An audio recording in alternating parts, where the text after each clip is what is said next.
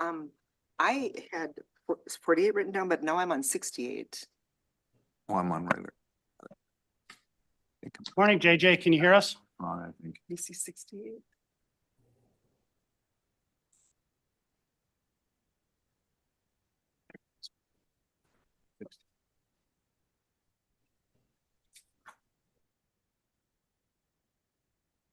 And I thought it was gonna be really good, and I wrote all the pages on the side of my thing, and none of them are on here, but it's all off.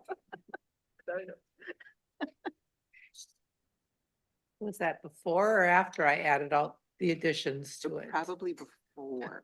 Yeah. Yeah. Hi, Debbie. How are you? Good, how are you? Good.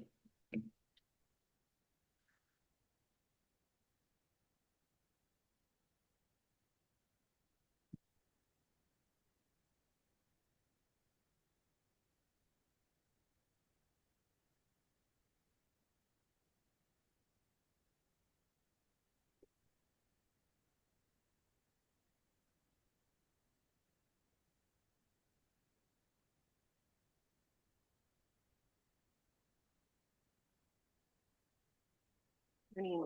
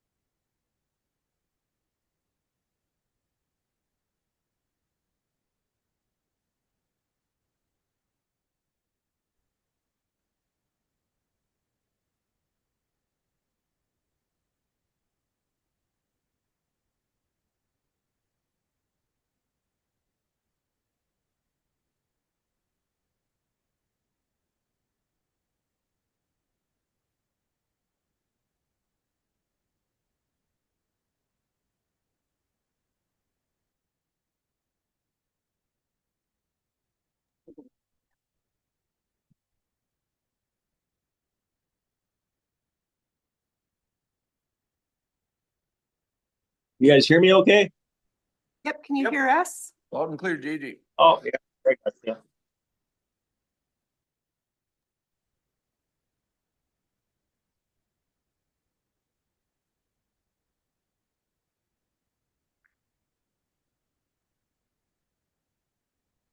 Right, I am showing that it is now 10 o'clock, so we will, we've got two people that are online with us. We've got both Steve and JJ are in locations that are open and accessible to the public. Steve is in Florida and JJ is in Puerto Rico. And so we also have Josh who's missing today, who is excused. So with that, we'll call the meeting to order, and if you would rise for the pledge.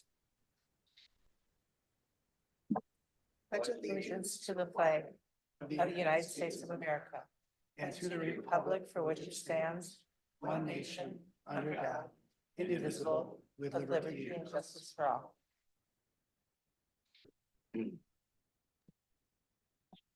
So public forum. Bob, would you like to speak? Sure. Not too long applying here.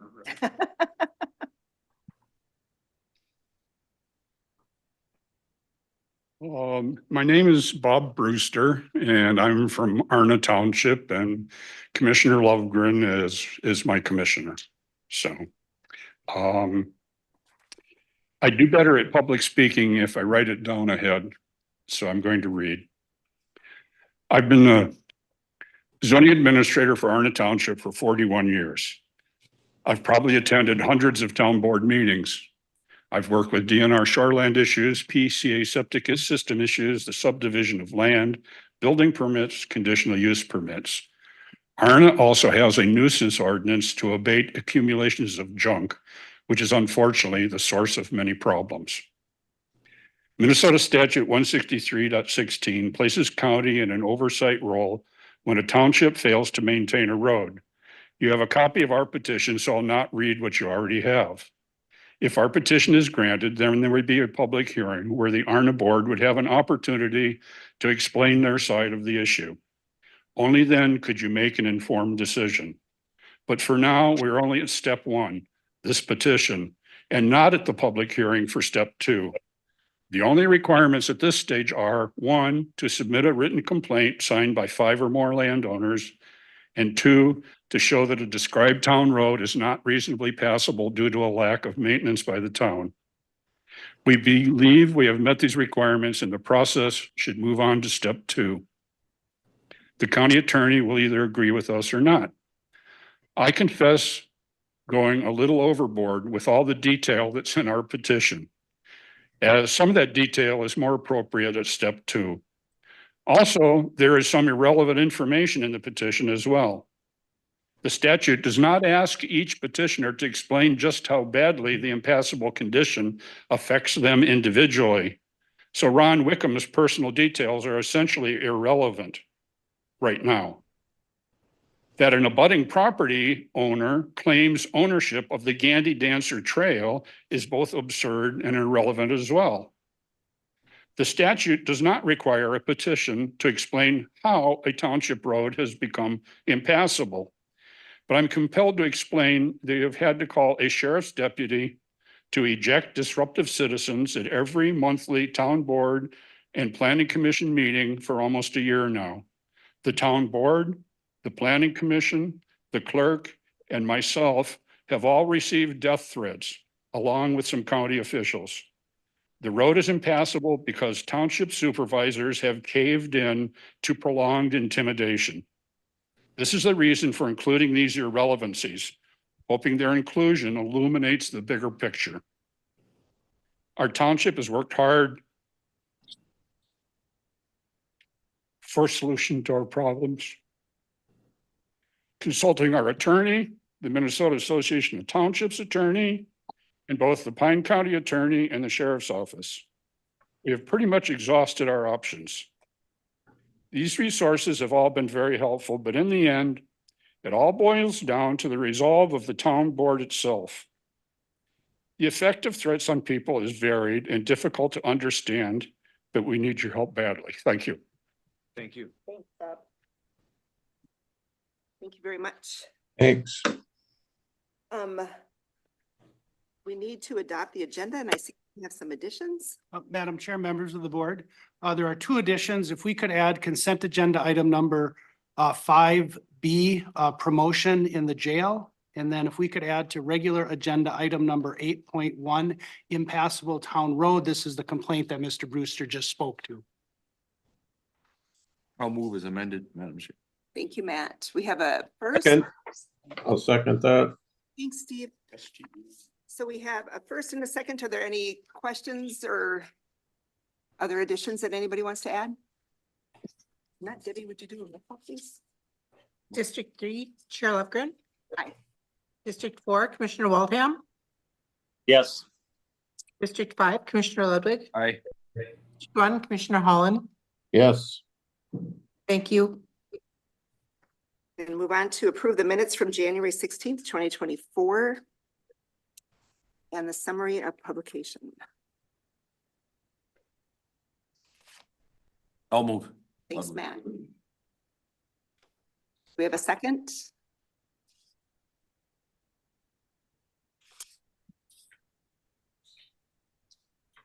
I was not at the meeting, so I would defer. Thank you, Steve. I'll second. Thanks, JJ. So we have a first and second. Are there any questions? Comments, corrections? If not, Debbie, would you do a roll call, please? District 4, Commissioner Waldham. Yes. District 5, Commissioner Ludwig. Aye. District 1, Commissioner Holland. Yes. District 3, Chair Lofgren. Thank you. Thanks. Minutes of the boards, we've got the Pine County Chemical Health Coalition from January 11th and the Pine County Land Surveyor Monthly Report for the month of January. I'll move approval. Thank you, Steve. I'll second. Thanks, Matt. Are there any questions on those reports? Not, Debbie, can you do a roll call, please? District 4, Commissioner Waldham. Yes. District 5, Commissioner Ludwig. Aye. District 1, Commissioner Holland. Yes. District 3, Chair Lofgren. Yes. Thank you. And then we need to approve the consent agenda. I'll move that. Steve, I'll second. thanks, Matt. So we have a first and a second. Are there any questions on the consent agenda? Not, Debbie, would you do a roll call, please? District 5, Commissioner Ludwig. Aye. District 1, Commissioner Holland. Yes. District 3, Chair Lofgren. Aye. District 4, Commissioner Waldham. Yes. Thank you. All right, we're going to move on to our regular agenda. And first we have the Local Housing Trust Fund public hearing presented by staff. Thanks, Leslie. Good morning. I'm Leslie Sauter, your Economic Development Coordinator, and in your packet is some information for this public hearing, the ordinance that we're proposing. So we had scheduled this public hearing a couple months ago to consider an ordinance to establish a local housing trust fund. And why would we want to do that? So this last summer, the state passed in their omnibus tax bill, the statewide affordable housing aid. And Pine County has been slated to receive close to $220,000, one half in 2023, the other half in 2024. And with those funds, we have a requirement to allocate them to a project. The beauty of a local housing trust fund is that once you move those funds into the trust fund, they are considered allocated, and therefore you meet that tax law. This local housing trust fund, should you adopt an ordinance, not only does it meet that requirement, but it also creates a conduit for Pine County to start addressing some affordable housing issues. You can use the funds to develop and preserve affordable housing. You can use it to, help augment various housing projects that meet the community need for affordable housing, sometimes even called workforce housing. We had published the public hearing notice and put the draft ordinance on the website so people could review it before this public hearing, but that is the gist of what we're doing here today. Sounds good. So we're going to open it up for public hearing and take any public testimony. Once again, we're going to open for public hearing and take any public testimony. Do I do questions too? Oh yeah, we should do county board first, huh? Thanks, Okay. Matt. Does anybody have any questions for Leslie on this? I have one, just a point, and you don't have to. So okay. I think you might have covered it, but I'm not. Who is gonna manage it? Yes, so we have drafted into the ordinance that the county board would delegate to the Pine County HRA EDA, the Housing Redevelopment Authority and Economic Development Authority, to oversee pretty much the administration of these funds and also develop the application process and the criteria. Thank you. Thank you for asking that question. Perfect choice. Are there any other questions for Leslie? All right, now we'll open it up for public comment. I don't see any public comment either, so we're going to close the public hearing. County Board, do you have any additional discussion or comments or questions? Madam Chair, Steve? I do have, this is for a 2-year period. Is that all they can do because of the legislative biennium? Is this a continuing program or is this a one-time shot, do we think? Do you want me to grab that for you? Oh, go ahead. It's 2 years, but the bill was originally set up to be continued funding in the future, just whether that's gonna happen or not, but it could be continuing. And Okay. Madam Chair, Steve, the the Housing Trust Fund would go on until the board took action to end it. And so state funding may fluctuate, but there's other sources of funding that can be contemplated in the future as well. Madam Chair, just a follow-up to that. So we can delegate this money to our EDA, HRA, and then they can gather other funds from other sources and make a project become a whole project, right?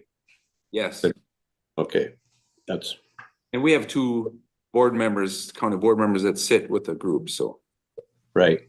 in the loop. Good question, Steve. Awesome. Right, are there any more questions? If not, we need to consider ordinance 2024-02 establishing a housing trust fund in Pine County and authorizing the board and the county administrator to sign. I will move that, 2024. And I will second that motion. Thank you, Steve. So we have a motion by Matt and a second by Steve. Are there any other questions? Not, Deb, would you do a roll call, please? District 1, Commissioner Holland. Yes. District 3, Chair Lovegren. Yes. District 4, Commissioner Waldham. Yes. District 5, Commissioner Ludwig. Aye. Thank you. All right, we're going to move on to the technology report. I can, Go Okay. ahead. Nope, go ahead. I can touch on that, and Ryan and David were there, they can jump in, but basically IT staff went over the list of projects that they're working on and what they hope to work on this coming year. It's an extensive list, and I think it's a ambitious list, because so many things with technology seem to take longer, you know, when you're going to install a new program in some department's computers. It doesn't always just go the way the manual says it's going to go, and we understand that. One of their big projects is the rollover to it's something that most people won't see, but we will become .gov instead of, what are we now? .mn.us. That's dot pine. Yeah. So we will become, our domain will be .gov, which doesn't mean diddly squat to most people, but it has to do, Ryan, help me if I get off track, but it feeds into some of our cybersecurity things that we're working on. We are a governmental agency, and we have a lot of information on a lot of people. And so we are very, very cautious, and our IT department keeps us on our toes about safeguarding anybody's information. And so that's we're a huge target. Much more so than if you own A&W. You know, we're a target-rich environment. And then we talked a little bit about AI, artificial intelligence. How is that going to be incorporated into our everyday lives as county workers? And are we ready for it? Are we going to be endorsers or naysayers? And I believe the feeling of the committee is that we have to be endorsers. We don't have to be the first one to jump on board of every new app that comes out, but we have to recognize the fact that artificial intelligence is playing a role in everybody's life, and it needs to be included in what we're doing in county government. We don't know where we're going to end up with that. Maybe if we had better artificial intelligence, we would know that, but that's about it. Unless David or Ryan have something to add. Madam Chair, I have a question. Do we Yeah. have, a number? Is there an average of how many times we get attacked on a daily basis or a weekly basis at the, for trying to get attacked? Is there a number for that, or do you? It's more than 10,000. 10,000 a day? Yeah, it's, Morning, Becky. it's not a small thing, and it's, part of what we are is part of this statewide network. And the state has done a good job of securing some pretty good people and some pretty good software to help entities like ours fend off those attacks. Thank you. I just want to say my hat's off to our T department. 10,000 tries a day is nothing to sneeze at. But then the ones that go through and to fix those, and then to keep up with technology, the way it changes every minute, right? So thank you for all you guys do. Really do appreciate it. So that there's no board action required with that, but that was really good information. Thank you. Next up is Carla from the East Central Public Libraries. Thank you. Thank you for being here. Yeah. Okay. I'm tall. Good morning, and thank you for inviting me this morning. As Terry said, I am Carla Leiden. I'm the executive director at East Central Regional Library, which is the library system that serves Pine County. I am going to see if I can make the technology work. All right. Just a little bit about who we are. We are a joint powers agreement between 6 counties, the counties of Aiken, Chisago, Mille Lacs, Kanabec, Pine, and Isanti. Formed the joint powers of East Central Regional Library to oversee the library services in those counties. As a joint powers agreement, we have an oversight by an 18-member library board, which includes 3 members appointed by Pine County, including Commissioner Lovegren. We operate 14 physical libraries in those 6 counties. We also have an outreach service headquarters, which is in the basement of the Cambridge Library, and then also a digital library of electronic materials and databases. We employ 79 regular and substitute staff members for about a 41.5 FTE equivalent to serve all those 14 locations and those services. In the 6-county region, we serve a population of a little over 187,000 residents. 107,185 of them hold a library card as of 2022. So that's 15% of the residents. In Pine County, your library buildings are owned and maintained by your local government. So in Pine City, in Hinckley, and Sandstone, which the beautiful new Sandstone Library, those local governments have own and maintain those buildings. Let's see. Thanks. A little bit about what we do. Our mission is to strengthen and connect and support those the communities that we serve. We hope to be an essential community resource that inspires East Central Minnesota to discover and explore possibilities as they build and grow community.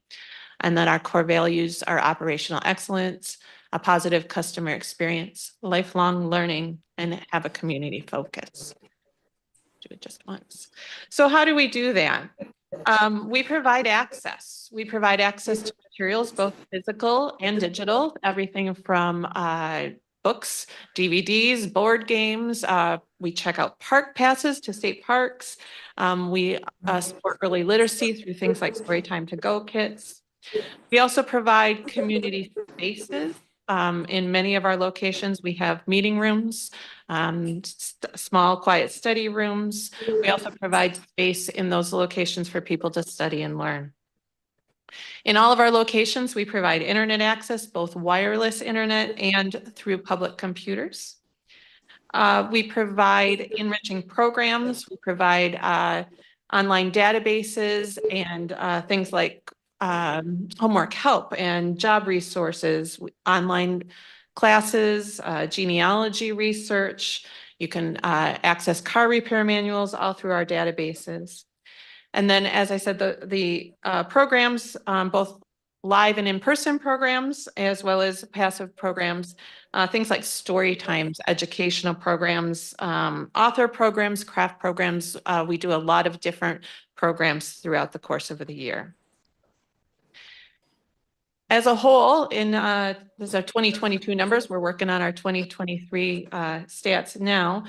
The region checked out a little over 765,000 materials, physical, digital, and those electronic materials in 2022. We saw over 300,000 people walk through our doors, offered a little over 1,800 programs with 43,000 people in attendance. And then that Wi-Fi or the public computer sessions, a little over 55,000 either Wi-Fi or public computer sessions. In Pine County, so that was at the whole. In Pine County, in your locations, over 61,000 materials, physical items only, were checked out in a Pine County location in 2022. Regionally, we check out over 190,000 digital materials. Unfortunately, we can't break those down by residency because it is one collection. And we're seeing a large increase in the use of that digital material collection. You also saw about 15,000 of your residents have library cards. So almost 52% of your population has a library card. And in Pine County alone, the use of internet access, we saw 5,600, please help, 5,600 wireless sessions and a little over 3,000 uses of those public computers. So I'll share a little bit about some of the things that are going on in Pine County. These are all programs or events that have happened in Pine County over the last year. Things like summer reading. The young man in the top there was a winner in the summer reading program with his ukulele as a prize. But you'll also see they're learning about the Vikings in Pine City on the top left-hand corner. They're hearing from Alex Messenger, who did our community-wide read in Sandstone down at the bottom there about his book about being attacked by a bear. Also some craft programs, an animal program up in the top right corner there is in Hinckley, where the kids were kicking off a summer reading program. So a little bit about where the money comes from to support the services that we offer. About 61% of it comes from those 6 counties, and it's in accordance with a formula, which I'll talk a little bit about in a minute. Pine County in 2024 will pay 15.24% of that county share. So about 9% of our total budget.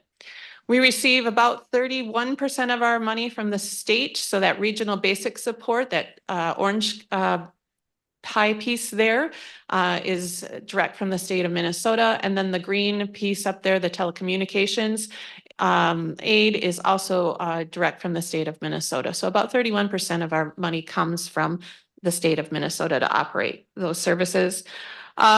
We have a little bit of miscellaneous income, fines and fees, a little bit of local contracts. Some of our communities pay for additional services, and then reimburse for some grants and things as well. So I want to talk a little bit about the value that Pine County gets for the library services based on what you pay. And I put this in your packets in some more detail, but a little bit of where your money goes as I can itemize it. The majority of it goes to staff wages and benefits. So we employ 2 people in Hinckley, 5 in Pine City, and 3 in Sandstone, and then also provide an outreach service in Duquette. That in 2022 was a little over $216,000 for those staff wages. That does take out the additional money that Pine City and Hinckley pay for extra staff support. So this is after that. We provide internet service, 100 meg service to all locations, plus that 24/7 Wi-Fi. That costs us a little over $10,000. In 2022, we added just over $433,000 in collection materials to our collection. If I divide that out by 3 branches, that's about $93,000 worth of new materials that Pine County pays for. We run a library automation system to manage all the circulation. The cost for 3 branches in that case is a little over $10,000.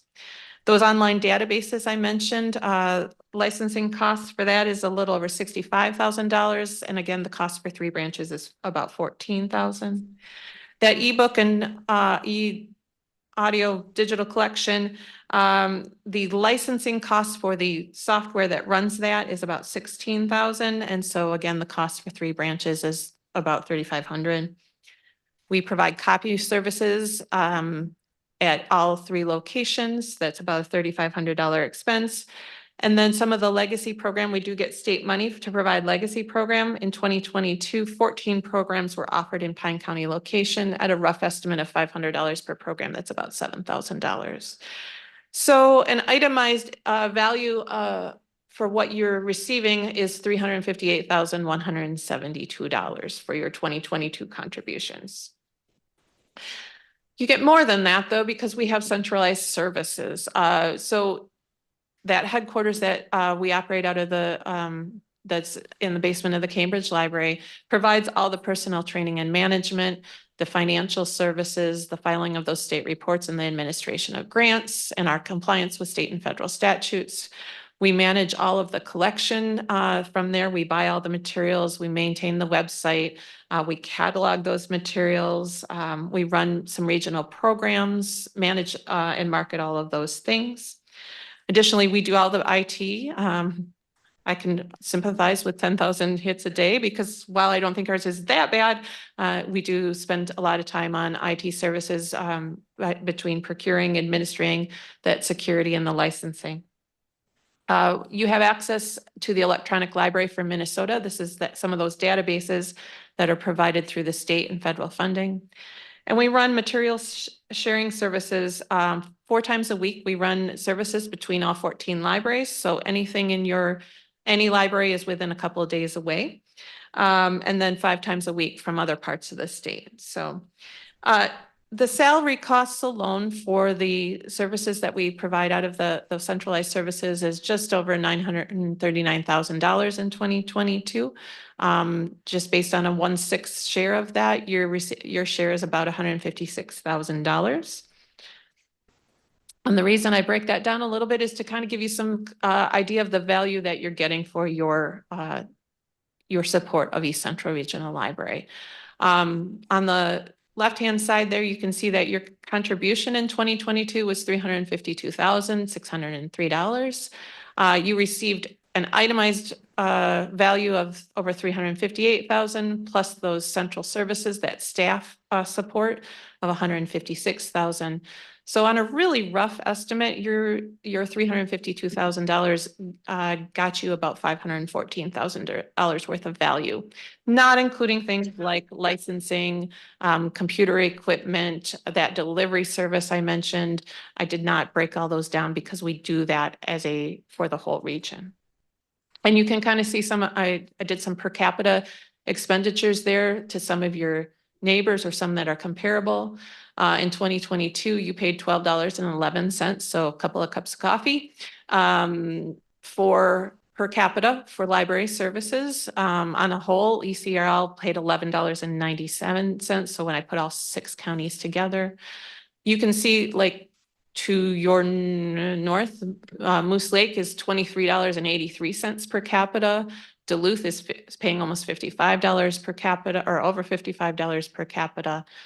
Great River Regional Library, which is headquartered out of St. Cloud and is very similar to us, is $17.19 per capita. So for that small expense, you're getting a lot of value to your citizens. I wanted to talk a little bit about what determines your contribution to East Central Regional Library. There are a couple of things that come into play. There's a maintenance of effort, which is your state required minimum. In 2011, this amount was frozen. It has not increased in going on 15 years. It is $256,000, 664. It's actually based on support from 2009. I went back and looked at records. As far back as I can find records, in 2006, you were actually paying more than that 256,000 for services there. So I'm not exactly sure how the state calculates that, but I do know it has been frozen and has not increased in almost 15 years. That's kind of the floor or the threshold or the floor. I think of it a little bit like minimum wage. Minimum wage has not gone up in many years. Federal minimum wage is something like $7 an hour, 7.25 an hour. You should all know that you can't hire people for $7.25 an hour anymore. The other thing that plays into what determines Pine County's contribution to East Central Regional Library is the joint powers agreement that you have signed. All 6 counties agreed to a formula that is based on 1/3 tax capacity, 1/3 population, and 1/3 the borrower circulation by the county of residence. So in other words, you pay only for Pine County use, Pine County residents use of the library. Even if someone from Kanabec is coming up here and using the library, you're not paying for them, Kanabec is paying for them. Also in that joint powers agreement, it talks about that should any member approve lower than its required share of the approved budget, that library services to that member shall be reduced correspondingly so as not to restrict development of library services in the remaining member counties. So I know that there has been talk, or there's talk from time to time about the state says we only need to pay that $256,000 and you're asking for more to provide those services. If we were to look at reductions in services, if you moved back to a state minimum requirement, I would need to cut something like $112,000 out of the services that we provide to Pine County residents. I did run some numbers, looked at some situations, and I think we would be looking at a reduction of about 60% of hours of service in Pine County with that type of a cut. Likely would mean we would close a branch. I should say, not likely. We would have to close a branch. We would have to cease outreach service in Duquette. And then your remaining 2 libraries would go from some 30-ish hours a week, 30 to 40 hours a week to something like 20 to 24 hours a week. Lots has changed since 2011 and we can't provide services at that minimum level of support anymore. Can I ask you a question, Carla? Yeah. Sorry to get you off track. No, you're fine. So you're saying that if we only pay what the state requires, that Yes. we would close a branch plus the other branches would be cut down in hours? Yes, to like yes. So right now you have 1 branch that's open 43 hours a week, 2 branches, Hinckley's open 30 and Sandstone's open 29. Some of that is Pine City and Hinckley pay for some additional hours. But according to my rough calculations, you'd be looking at 2 branches open 20 to 24 hours a week. Okay, thank And you. losing 1, yeah. So, and ceasing that outreach service, so. So I hope some of that answers some of the questions about how the money is used. I think my last slide here was questions, so you jumped ahead a little bit for me, but I'm happy to answer questions you may have about any of that or anything else about the library. Anybody have any questions for Carla? Yeah, I have a question. Yeah. Go ahead, JJ. So we pay extra. What do the other counties pay extra? So you pay in accordance with the formula in the joint powers agreement. The only other county is they're all paying extra beyond their state minimum level of support, if that's what if you consider that extra. You're paying in a Right. Yeah. Pine City and Hinckley, when I said provide some extra support, those city governments are providing some extra open hours in their library by providing some extra funding. Right. We pay 120,000, and what does Pine City pay? Like 1,000? Pine City, not off the maybe I do. No, Yeah, you have it. I don't have it off the top of my head what Pine City is paying. They're paying less than $10,000. I think they're $9,000 a year for 2 extra hours of service. Hinckley pays something similar for just a couple Does extra. Aiken pay an extra 100? Can pay an extra 120,000 a year? Aiken County definitely pays probably something like 100,000, and I don't know all the maintenance of efforts off the top of my head. I can get that for you. But yeah, they're all paying probably 100,000 or more over. Chisago County in particular is paying several $100,000 over the maintenance Cool. or minimum. I think Aiken was just below this, weren't they? JJ, maybe I can help here. The maintenance of effort is a state minimum. And the Joint Powers Board has determined this is how much it takes to run the libraries the way we want them to be run in our communities. And then in Pine County's case, the city that the library exists in provides the library space. And so if that city says we'd like 3 or 4 more hours a week, 5 more hours a week, we'll pay the extra for that.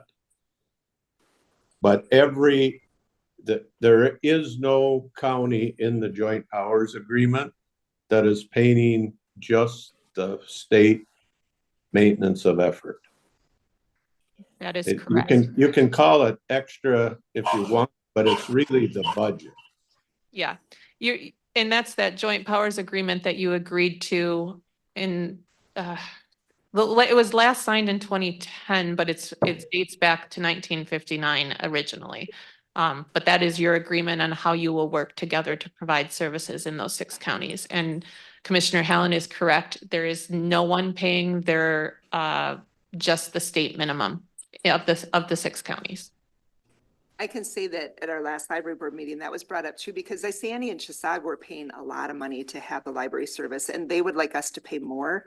The Joint Powers Agreement, the way that that's spread out, I believe it's really fair. And it came out after that meeting, or during that meeting, that the way that it's figured with the per capita and the usage and the It's tax capacity. tax capacity, so your ability to pay your population, and then also the use of your residents. And the only way we can measure that is really by circulation of physical materials. So it was determined at the meeting by all the commissioners that were in there that that was really fair. But like I said, Isani and Chisago, Isani probably more so are really concerned because their population is growing like crazy. Yeah. And so, they'll be paying a little bit more, but. Yeah, and so your percentages in that 1/3, 1/3, 1/3 formula fluctuate a little bit from year to year, but they're pretty consistent. Like I said, you're paying 15%. Whoops. You have been paying, well, actually your percentage has gone down. You've paid as much as like 16.25% over the years, and you're down to 15.25%. So some of that is, how does that relate to everyone else? Madam Chair, that's 15% of the entire budget. What is that? It's 15% of the county share, so it's about 9% of the total budget. Thank you. Yeah. Steve? I think I heard you say that in all of those stats you had in the use of the collection, the digital use, and that I use audiobooks, that's conglomerated with everybody in East Central Regional Library. Is that what I have to say? Okay. Yeah, the software that runs that program cannot at least at this point in time, can't differentiate it enough to say that it's a Pine County resident or a Aiken County resident. It's all together. And the use of that has skyrocketed up, obviously, in the last 4 years. That's just a license. It's an awesome service, and I would give kudos to the people that have helped me in the Pine City branch get used to using that. That's great. Yeah. So it is both a licensing fee for the software to your question, and it is also then we buy the material. Right. Talk about unfair, it costs us probably 3 to 4 times the amount to buy materials as it does. Like you can buy something on Amazon for $9.99, it may cost us 50 or 60 bucks. And then sometimes the licensing goes away. Like you can only circulate it 26 times and then you have to buy a new copy. Oh, really? Yeah, it's different licensing, different publishers, and yes. And Interesting. since we're talking about, Madam Chair, Yes, go ahead, JJ. we haven't been on the subject of the library, which I associate with books and dictionary. I just wanted to point out. You got Cloquet spelled wrong and you got Carlton spelled wrong. My apologies. Are there any other questions for Carla? Nope. I appreciate what you do, Carla. It's a pretty awesome service we have. Thank you. I appreciate your support. I appreciate the time this morning to hear about the library, and I'm always happy to come back and talk again if you'd like. Well, I have to add that Josh called me this morning to tell me that he couldn't be here today. And the part that really bummed him out was he wouldn't be here to see you. He said to tell you hi and that he misses you and to thank you for everything that you do and that he really appreciates our library system and is a huge supporter. So Great. From Josh, hello and thank you. Thank you. Well, thank you all for your time. Thank you. Now we have a presentation from the Minnesota Department of Agriculture. Hello. Good morning. Good morning. All right. I think he's working on popping something up. My name is Danielle DeVito. I'm with the Minnesota Department of Agriculture. I am our regulatory coordinator and oversee all of the quarantines and regulations with invasive pests in the state of Minnesota. So I'm here today to talk about our spongy moth proposals across the state. So if you are not aware, just briefly, these are some of the things we're going to talk about today. Go through a little bit of background so you understand why I'm presenting about a pest to you today and some of that concern and go through those topics. Spongy moth is a new name. It is not a new pest. It changed in 2021. They decided to rename it at a national level. And so now it is spongy moth. You may have heard it as gypsy moth before. Just so you're aware. Thank you. Yeah. I offer that clarity on the phone all the time. So it is the same insect, just a different name. All right, let's go through some background real quick on here so you know why I'm actually presenting to you today. This is the spongy moth on here. We have a male and a female, the scientific name. One of the reasons it's such a huge concern is it is a defoliator. And so that means caterpillars are eating the leaves and they defoliate our trees and they cause stress. They eat a high volume. In the 6 weeks that it takes for a caterpillar to grow, it's going to eat up to a square foot of leaves in a day. So take that box, pack it full of leaves. One caterpillar is going to eat that many leaves. So if there's a lot of caterpillars isolated to an area, we can have defoliation in our forests and nuisance in our towns and cities. How did it get here? This moth was introduced on the East Coast in the late 1800s. It's slowly making its way across the United States. It is a federally regulated pest. So Minnesota Department of Ag, we are obligated to help U.S. Forest Service manage the pest.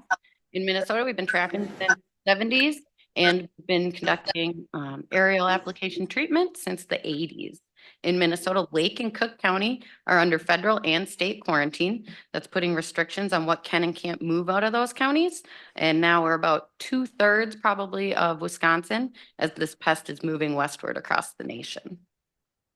So why do we care some more? Here's the female and the male. The females, she cannot fly. She's large. When she comes out of her pupa casing, she is like the size of my thumb, so full of eggs, she cannot fly. The male is the only one that can fly. And so since she can't fly, the only way we can survey across the state is with pheromones, and we detect male populations in the presence of male moths across the state. You may have seen traps. I think I got a picture up here too of a trap. But more of the life stage here, the most common is what we're gonna see is an egg mass. We don't often get citizens that are like, oh, well, I never saw those flying around at night. They're day flyers. So they're gonna fly during the day when they're out, but they're in their egg masses majority of the year. So we're talking in this part of the state where they're in egg masses from that August all the way up until June, and that's in that top right corner. The caterpillars, we have June through August as well. They grow pretty quickly, and those are some pictures. They have distinctive dots on their back, as you'll see. Our pupas and our adult flyers. So they're only in moth form for approximately like 10 to 14 days. But so you see those other pictures, and we have the female just isn't moving, but the most destructive is those caterpillars. There is the beautiful caterpillar, very distinctive with those dots. It's got those sets of blue and red dots on its back. The other side is what those little tiny caterpillars are when they hatch out. Each of those egg masses is anywhere from 500 to 1,000 eggs. Probably about, again, if I had my thumb and kind of squished something down, that's about the size of those egg masses. And those caterpillars, because they eat so much, they grow so fast. When they initially hatch out in those little ones, and there's lots of them there, I like to think, oh, yes. Can we ask the question? Not sure. Yep. So is that a diagnostic then, the 6 reds and 5 blues? or whatever? It absolutely, it's a telltale, yes, So if we there's see no. that, we should make a notification or something? Yeah, absolutely. Report a pest that we operate through the Minnesota Department of Agriculture. So report it and then kill it? No. Mm. Okay, move on, sorry. No, that's okay. I mean, yeah, if you want. But it is something that we do really appreciate as citizens report those to us. Absolutely, when they see them. I'll talk about the populations in a few more slides and where we're seeing those across the state as well. Multiply really fast, back on track here. Those caterpillars are very small. So over a 6-week time period, they're going to go through 6 different instars, we call it. On the one side, they're like tip of your pinky fingernail, and they're going to grow up to 3.5 inches. So in those 6 weeks, that caterpillar is going to grow that fast and consume that much. And because the females don't fly, perfect world, half of those eggs are going to come out as female. That means half of those are going to be stationary in one tree, causing infestations at some point in time in high populations. The only way that they can naturally move is through the wind dispersal. So when they're really little, those are actually caterpillars on little silk threads. They climb up to the top, and with the wind, they can kind of move. That's the only way that they're naturally moving on their own.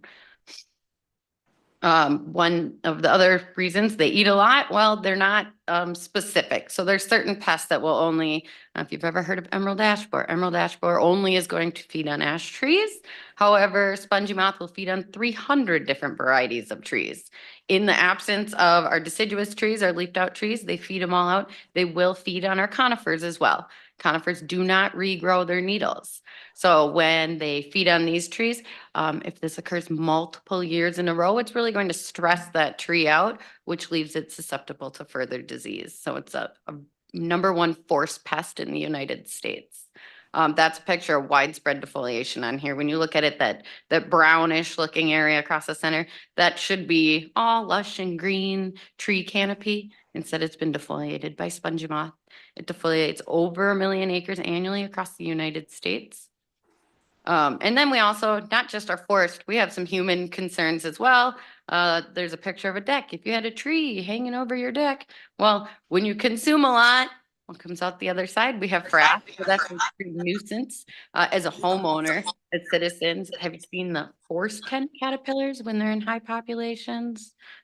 Kind of similar where you have a lot of them around, but this will cause leaf litter, and then a lot of frass across your driveways and your decks and your homes and everything can impact your property values. If that's the case, killing your trees. There's the little lawn gnome guy. It's creepy. I feel like it should be in a horror movie with a bunch of caterpillars on it. And then quarantine is down the road, and that really impacts all of our industry. So those are some of those human impacts on that. Where is the spongy moth in the distribution? We have a national map here. Everything in dark blue is what is considered under quarantine. So you can kind of see that westward front moving across. Right up where we are right now in Pine County, you can see there's a light green bar. That's what we're going to call is the action area.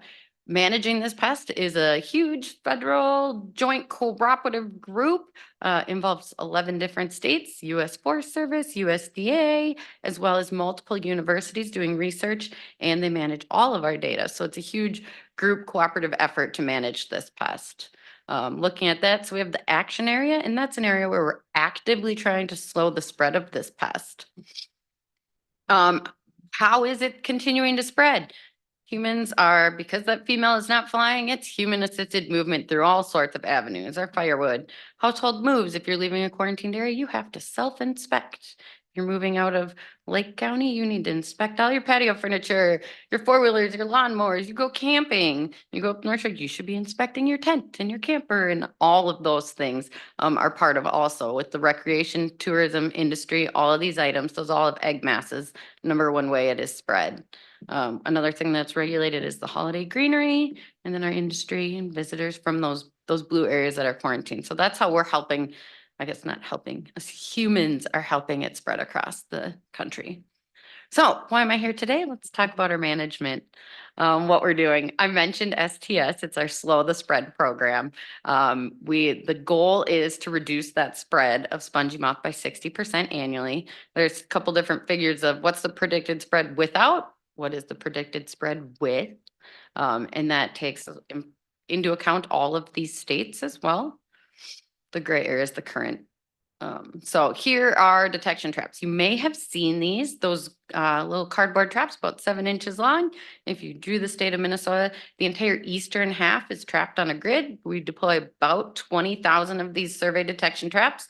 They just are baited with the pheromone strip and the moths fly in.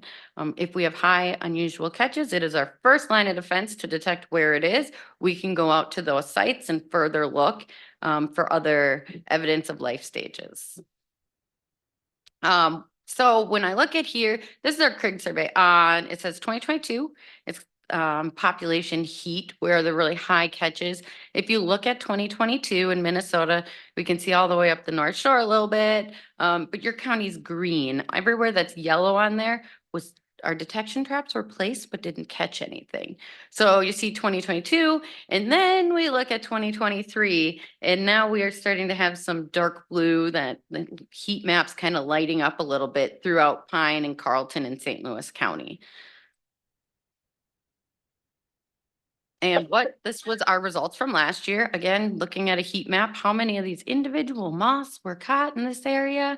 I have for each, we have, 100 times increase between each of all of these countries. So we've isolated areas maybe that this is becoming a problem. So what I'm here is to present a proposal that we are going to proposing for a treatment to help manage this pest across 7 counties. This is something we've been doing in Minnesota since 1980. I have way down in the south, you can see, and back to the library, all these counties around us, Isanti, Chisago, Pine, Carlton, and St. Louis, as well as some acres. And I'm going to show you exactly some of the areas in your county of concern with where we're having these. So here is what we are proposing for Pine County. We're proposing this mating disruption treatment. And on the map, there's 3 blocks that are outlined, just Pine 1, 2, and 3. Hinckley, around St. Croix State Park, and then right along over by Danbury along the Wisconsin border as well. That's roughly, 46,000-ish acres that we're proposing to conduct management on. And management, I'm going to zoom in a little. I've changed my maps around so you could see exactly what we were looking at from the Form 1. It didn't present so great. So I'll actually have zoom in on each of these. So if we go in, here's Hinckley. We are proposing to early apply for a mating disruption on 9,200 acres with our mating disruption that is 1,166 parcels, not mailboxes. I don't have my mailbox number ran. Some people own land, maybe not live there, situation. And currently we're looking at early to mid-July for what we're proposing here. And then we have over there's zoomed in again, St. Croix State Park, roughly, a little over 9,000 acres as well. Only 53 parcels in this area. Most of that would be state land as well. And then the other one is, you see Danbury on the bottom right there along the border. And here is a larger block that is 27,000 acres, but still only 635 parcels.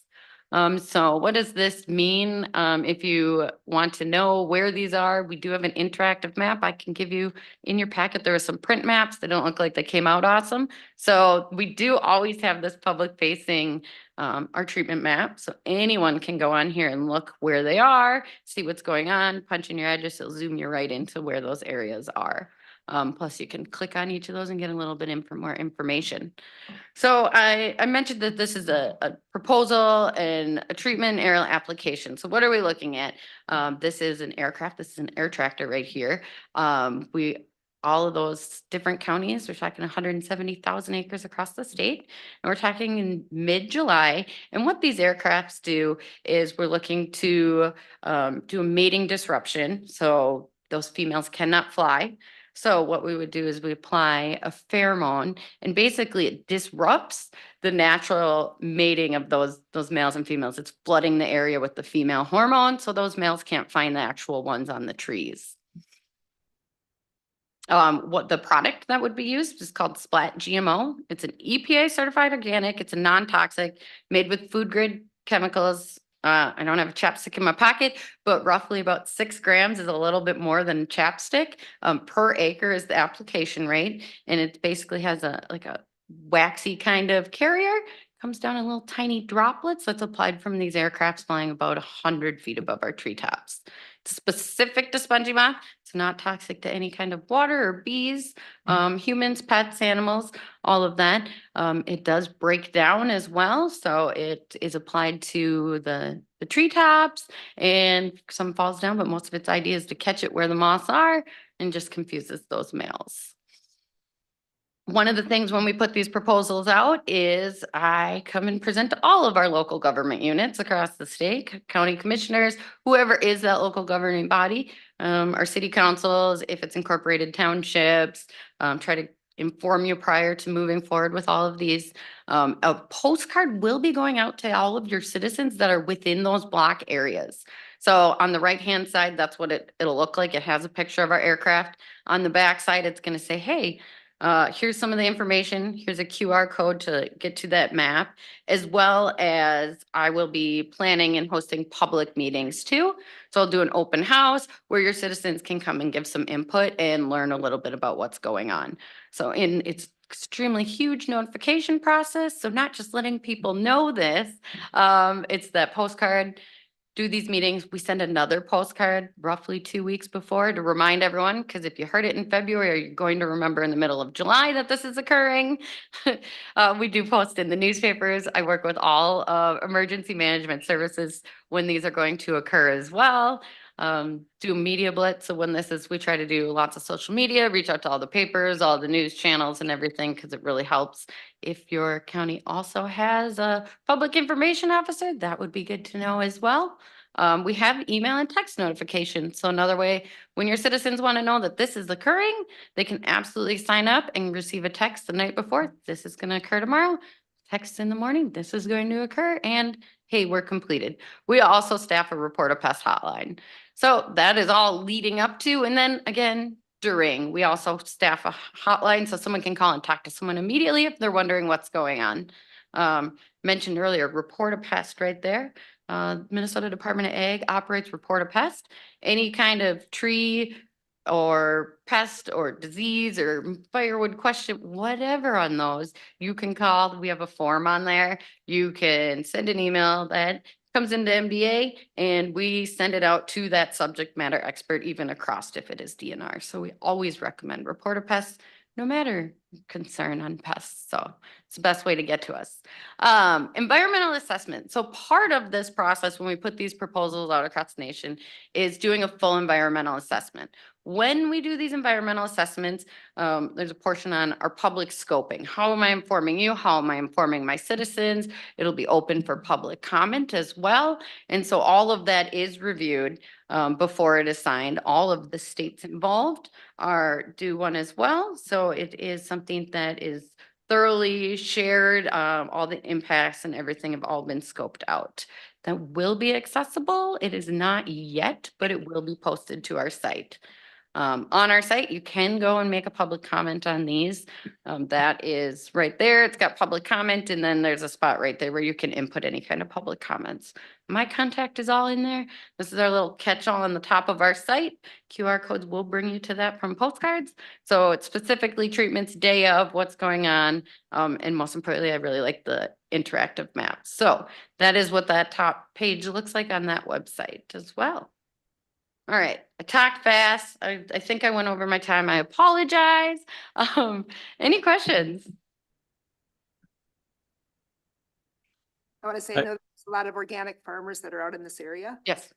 Bob lives in this area, so it's, I know, and I'm like right on the edge. I mean, I think if you go over a little bit on section 1, Mhm. the first one, that you'll be at my house, which is fine, thank you. I've seen the traps and I Yeah. appreciate that. Yeah, thank you for coming here and letting us know what you're doing so that we can inform our citizens too. Steve, were you gonna say something? Did we treat for gypsy moths a few years ago? Yes. I thought we did around Hinckley, right? At north of Hinkley and along the river and Government Road. Yes, I Okay. believe it was actually a couple of years ago. I think it was 2017. I didn't look up past ones. I apologize for this kind, but I want to say a glance, and I think it was 17. Okay, I know it was a while. Yeah. Was that the same kind of treatment? Yes. Okay. He sprayed. Can you add a little something to take care of the Asian beetles? Yeah, please. Sorry, I can't do anything about that one. Nice. How did they get here? Oh, you're gonna have to Google that, sir. That one is not federally or state regulated by me.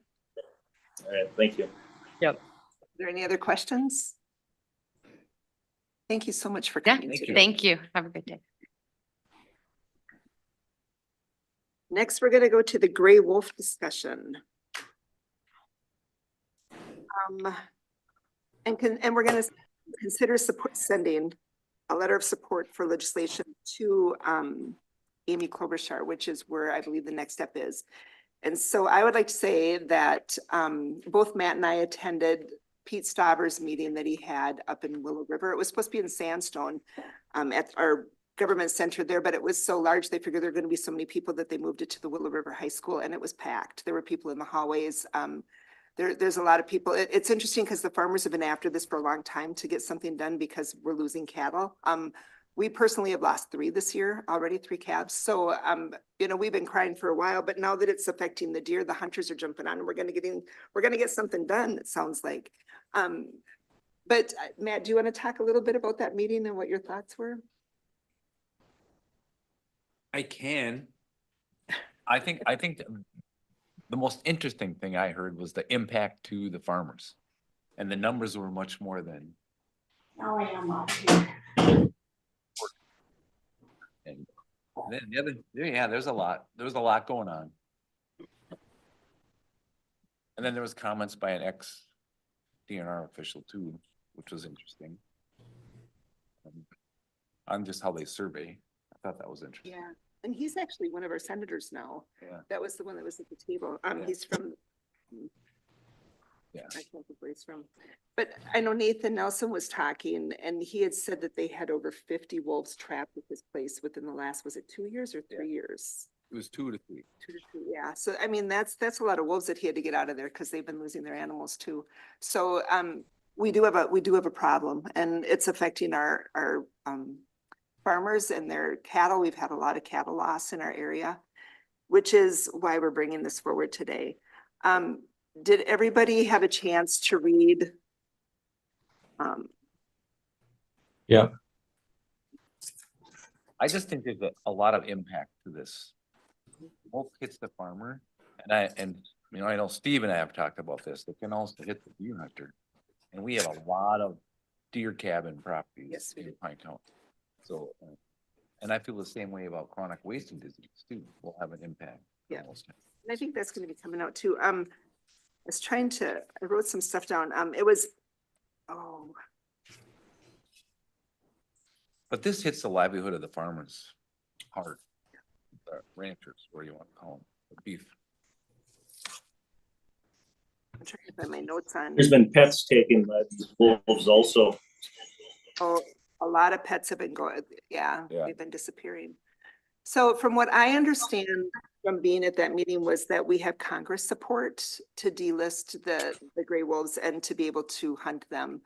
But we need to get Senate support. And I got an email from Pete Stauber yesterday. If you guys sign up for his updates, you would have gotten that also. And he was saying the same thing, that we really need to get that support so that we can do this. The meeting was put on by Hunters for Hunters, which was really interesting because it's two teams that put this group together, because they just believe that it's an important thing to do.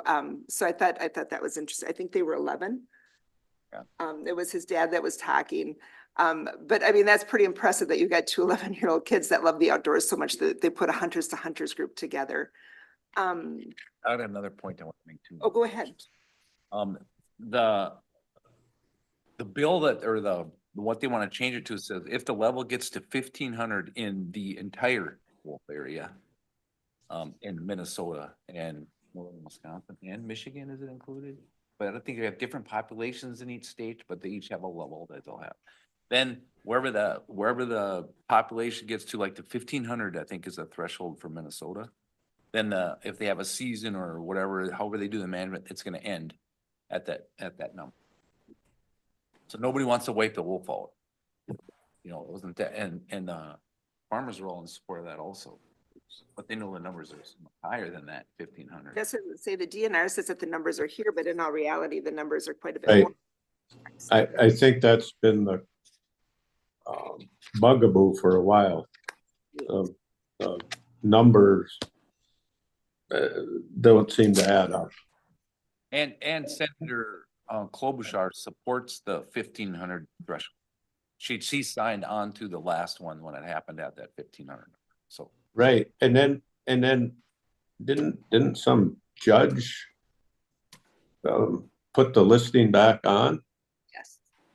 but that was what that was what we learned at the meeting with Right. the statute or what they're putting forward, the change. It's been tested out west. They're using the exact same language that they use. Okay, In the States and okay. it's in the court already and it's upheld. okay, sounds good. They also said Minnesota has 50% of the gray wolves from the whole lower 48 states. Yeah. So, I mean, we've got, actually, it came out later that we have more than 50%. Yeah. So, I mean, we've got the majority of the wolf population here in Minnesota. So are there any other discussion on this? Questions? I'd make the motion to support this, Madam Chair. Thank you. So are you making a motion to send the letter to Senator Klobuchar then to JJ? We're Yes, not, ma'am. okay, we're not going to do it through Hunters for Hunters because in all honesty, we don't know everything that Hunters to Hunters stands for. So we're going to be sending it right to Amy Klobuchar, and we will, I'm thinking, let Hunters to Hunters know that we did that and that we supported that, just so that they know where the counties are at. But our letter will go directly to She has Senator that. Klobuchar. And the only information, of course, we have then is this letter that's already been written, a template to Klobuchar. So I imagine we'll be able to see a draft, correct, Madam Chair, before it gets sent? Don't you, there was a copy of the letter in your packet, JJ? Correct. But it's from Hunters to Hunters. No, there's one, I can't show you the way you can show me. There's one that's from Pine County to Honorable Amy Klobuchar. Gotcha. Yeah. Okay, I'll look for that. Thank you, Madam Chair. Welcome. So we have a motion to send the letter to Senator Klobuchar. Do we have a second? I will second. Madam Thanks, Chair. Matt. Are there any questions, comments, concerns? Thank you for your support. Deb, would you do a roll call, please? District 3, Chair Lefgren. Aye. District 4, Commissioner Waldham. Yes. District 5, Commissioner Ludwig. Aye. District 1, Chair Holland. Yes, Thank you. Thank you, everybody. The farmers in our area are really going to appreciate you as well as the people that hunt, so that's good. Law enforcement notification to civilian governing body and local communities. were you gonna present something on this or? Did you, again?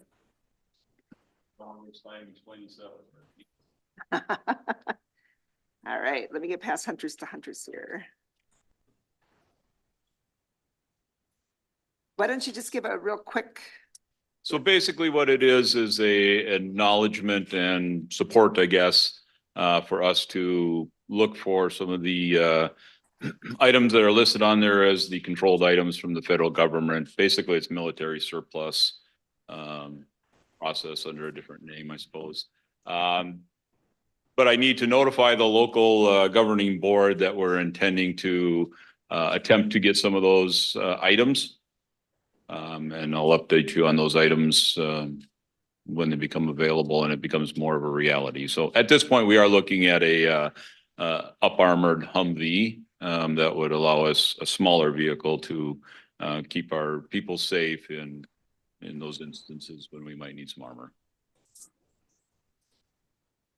How do you maintain that? Who maintains it? If stuff, that's the expensive side after you get it. Yeah, there is, it's through Mark and with our fleet on the diesel engines, the tires, those kind of things that we're able to do in-house, and then a diesel shop on any of the other stuff that needs to be outsourced.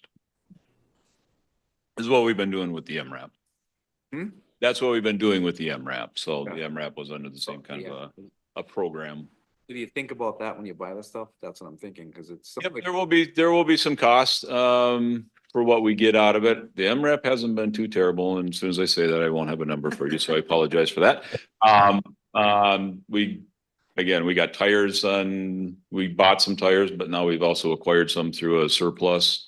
So those were shipping to get them here. So and it'd be the same thing in the Humvee. Obviously, there's some specialized equipment in those.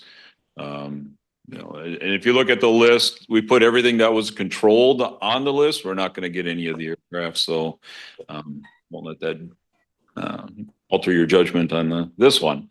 So I support the thing, Jeff. I just want to if you think about the cost of maintaining some of that bigger stuff over time, that's all. Are you thinking about that at the time when you? yes. And again, I don't have a number what that means, but we obviously will take it into consideration. We're not going to go out and buy stuff or ask for stuff that we don't need, and any of those situations don't make sense to me. And that's why I pointed out the list. We just put everything on the list, so then we don't have to come back if we forgot to put one of those on the list that we decided we wanted. So Okay, good. Thank you. Thank you, Sheriff. appreciate this. It looks like a good deal. So Madam Chair, are you looking for a motion? Actually, Dave was gonna say something real quick first. I was gonna say exactly that. If you wanted to proceed, a motion to acknowledge the notification from the sheriff would be in order. There you go, Steve. I'll make that motion. And Thank I'll you. second. Thanks, Matt. So we got a first and second. Anybody have any more questions for Jeff while he's here? All right, Deb, would you do a roll call, please? District Chair Lefgren, Aye. District 4, Commissioner Waldham, Yes. District 5, Commissioner Ludwig, Aye. District 1, Commissioner Holland. Yes. Thank you. Thank you, Jeff. thank you. Yep, thanks. Next, we have the emergency aid restricted accounts. I'm excited about this one. Yeah. Yeah, thanks, Madam Chair. Members of the board, Kelly Schroeder, County Auditor Treasurer. So this is one of those things that came out of the strategic planning. So in the strategic planning, Jeff had brought up that one thing that his deputies and the first responders are sometimes faced with in the field are these emergency situations, such as housing, that need to be addressed not during business hours. And the deputies at this point and first responders are left taking care of these things out of their own pockets. And so the idea was born that potentially we could create a fund within the county so that some of these things could be addressed. Jeff could give some examples of when those situations come up. I think I had talked to Becky about it too. Sometimes, people are not to the level of needing to go to the jail, but they're needing to get out of the situation they're in. And it's not business hours, so they can't go through some of those services and things. And in that process, we also discussed that this very well could be just supported through donations. So at this point, I've set up the accounts in our financial system, a donation account and an expense account. You would need to restrict those accounts, so any donations that come in have to be spent for those services. To get this up and running, there are some more steps in that obviously we need to solicit donations. And then we do need a written policy regarding when the funds could be used, how they'll be used, that type of thing. And then also like with a local hotel, we likely would need to get an account set up so that like Sorry, I was gonna, it, yeah. yeah, so that it can be paid, it can be charged like on an invoice rather than having like a county credit card or something. So we'll need to kind of work through those processes, but really the first step is to get these accounts set up, so that we can start running through those processes. Madam Chair, Yes. I completely support this program. In my career, I think it's more than 10. Minimum of 10, where I shelled money out of my wallet as an officer. And every time I was paid back, you just give them, they have your card or give me your name or whatever. I always got a letter back. Sometimes it was 2 years later, sometimes it was 3 in a card or Christmas, but I always got it back. And it's From a random citizen? Or- from people broke down people broke down on the freeway. You had to get them off. They had no place to stay. Nobody were traveling, and arrests where people left over, like you say, and they just needed some money for something. It was never a lot, but it's, $20 here, $20 there, whatever. But I always got it back. I never got burned. I know, I couldn't believe it. But it is an important thing because sometimes it's more money than a guy has in his wallet, to put them up somewhere, but. That unplanned expense. Yeah. My question is, if we've got somebody that's up in Willow River versus somebody that's down here in Pine City, are we gonna have like a couple different hotels that will have vouchers? I think those are processes we need to work through still, because it's gonna be a matter of, are those businesses really willing to work with us and are they willing to set it up? Huh? I just know what a hardship it is if you're in Willow River and all of a sudden you're down in Hinckley and then you have to get back home again, that gets to be a thing. And I would like to say, thank you to all of your officers for being willing to fork out some of your own money. That's not always an easy thing to do, but, I just think over and over how much our employees do over and above to help our public, which is huge in so many of our departments. And so, but thank you to your officers for stepping up and doing that. Does anybody else have any questions or concerns or comments? I think it's wonderful. We need a motion. I'll move that, Madam Chair. All right, in a second. I'll second it. So we have a motion by Matt and a second by Steve. We are going to be restricting account number 01-201-5765 for donations, emergency aid, and 01-201-6865 expense emergency aid. Would you do a roll call, please? District 4, Commissioner Waldham. Yes. District 5, Commissioner Ludwig. All right. District 1, Commissioner Holland. Yes. District 3, Chair Lofgren. Aye. Thank you.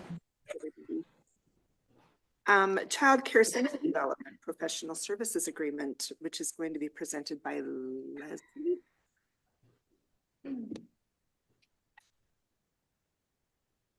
Good morning. Good morning. Almost afternoon, huh? So in front of you is a request to have your approval to execute a professional service agreement with an individual who gave us a proposal to help basically work with Mille Lacs Corporate Ventures, the school district, and ourselves to get a childcare center up and running in the Hinckley area. The background on this information is a couple years prior to this. So back in 2021, First Children's Finance was commissioned to do a childcare needs assessment of Pine County and several surrounding counties. And we assisted with the surveys and connecting them up with existing providers and parents and employers so that their study could be kind of put together. Well, the study came out and there was this pent-up demand for over 500 childcare slots in Pine County. The majority of those are in the Hinckley-Finlayson School District. And as we, reviewed that plan, First Children's Finance was also given a grant to help communities plan around what that study told us. So Chair Lovegren, you participated in some of those meetings, and it was very community based, and it was, you know, over Zoom, but we figured out like what can we do as a community to help bring additional childcare slots to Pine County? And some of those ideas were maybe we need an association, maybe we need more training, maybe we need more financing. And kind of organically through that process, we've kind of sussed out all the details, and we partnered with Childcare Aware and Pine Technical and Community College this fall to do a nice training. I think it was a 1.5-day training at the end of September for incoming childcare providers or existing providers. It's a one-stop shop where they can get all their trainings done so that they can maintain their license. But then we also kept plugging along, like, can we find a spot where a center can go? Because centers can add 60 to 70 additional slots, boom, once it's open. We're still trying to figure out how to recruit and retain family childcare providers, because that's also a very important asset to have to fill these slots. However, we have identified a couple different locations in the Hinckley-Finlayson School District area, one of them being a building owned by Mille Lacs Corporate Ventures, which they received a federal EDA grant to turn into a business incubator. So they have the funds to construct the site or redevelop the site. We need the expertise to guide them through turning it into a childcare center. Once it's turned into a childcare center, they are hoping to attract a provider to that space where they can incubate their brand new business and open up a center for the Hinckley-Finlayson School District area. So that is what is in front of you, is an agreement to work with someone who has helped open a couple centers in Pine County. I had worked with her with the St. Mary's Catholic School renovation, and she also worked with the city of Sandstone with Corey Kids prior to them getting that completely up and running. So she has experience setting it up, coming in, getting it set up, and then backing out and letting people run it for themselves for what they need it to be, whether it's for profit or nonprofit. So I'm excited to work with her again. I think it will really help this project stay on track and actually get it to opening day. I've heard really good things about Anna too, that, and you hear from both of those daycare centers that they're doing, well, Sandstone, I hear more from Sandstone that they're doing really well, that Yeah. it's just a good facility and was done right, so. Yep. And so we're proposing to use the remaining balance of our Initiative Foundation grant. So we received about $10,000 from the Initiative Foundation to implement our plan. And we didn't use much for the training, so we have about $9,800 left. And then we will supplement that with some ARPA funds that were earmarked for childcare. And this will get this contract out the door and moving forward. Thank you. Yeah. Does anybody have any questions for Leslie?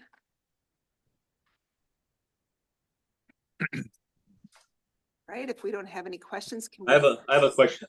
Go ahead, JJ. And what's this building location that's you mentioned here? What's the address? Where's that at in Hinckley? It is the, I don't have the address off the top of my head, but it's the Toby's Mill building that's behind Toby's. You know where Antique America was? Okay. I assume people research the statutes of the location, if it's allowed to have a daycare at that address?